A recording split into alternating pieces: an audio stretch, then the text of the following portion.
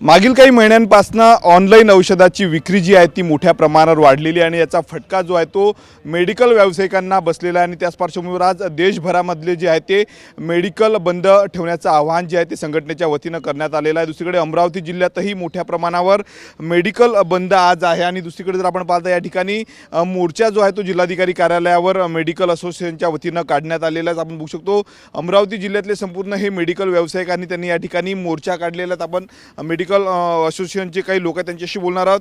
काय प्रमुख मागण्या आहे तुम्ही आज मोर्चा काढला? एक आम्ही आता 817 GR विरुद्धची मागणी आमची आहे की तो GR रद्द करण्यात यावा। दुसरी आमची मागणी आहे की 2020 मध्ये जेव्हा कोरोना आला होता तेव्हा भारत सरकारने एक नोटिफिकेशन काढलं होतं की आपण सामान्य माणूस हा घराच्या बाहेर पडू शकत नाही, तर आपण होम डिलिव्हरी मेडिकलवाल्यांनी होम डिलिव्हरी देण्यात यावी।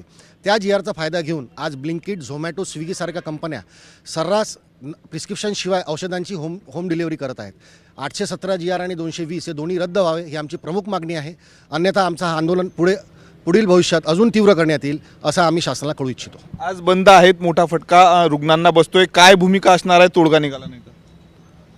हा आमचा जो बंद आहे आज एक दिवसीच आहे आणि आमचं रुग्णांशी काही भांडण नाही। आम्ही त्यांची सोयच करत आलो आहोत। कोणत्याही रुग्णाला काहीच गैरसोय होणार नाही। तसे आम्ही आमचे हेल्पलाईन नंबर सर्व दिलेले आहेत, प्रशासनाकडे दिलेले आहेत। कोणालाही काही अडचण आली तर आपण आमच्याशी दवा बाजारमध्ये 24 तास रात्री 12 वाजेपर्यंत कॉन्टॅक्ट करू शकता।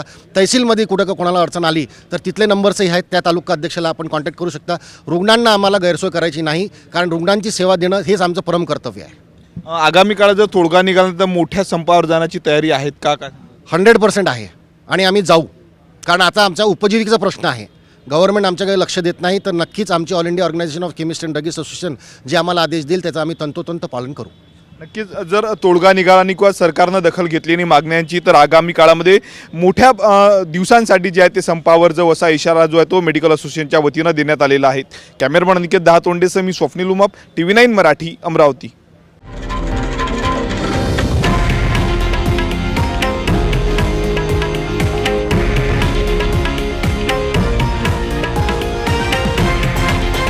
हे आहे देशातील नंबर 1 न्यूज नेटवर्क आणि आपण पाहत आहात TV9 मराठी, एकमेव।